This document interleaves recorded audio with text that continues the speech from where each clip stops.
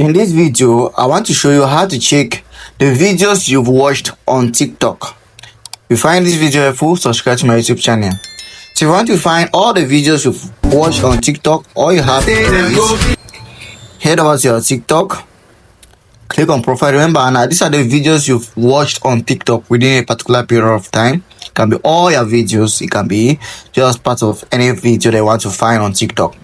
Alright, click on the three lines at the top right corner, go to settings and privacy, and you're going to scroll down to activity center. In the activity center, the first option here, just give it a minute to load. Please subscribe to my YouTube channel for more videos like this.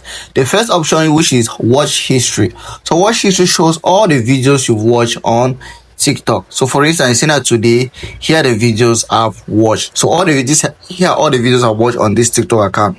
I can choose to delete them by just selecting all watch history, and then I delete all of them, or I can do anything I want to do with them. But this is how to find the videos you watch on TikTok. If you found this video helpful, subscribe to my YouTube channel.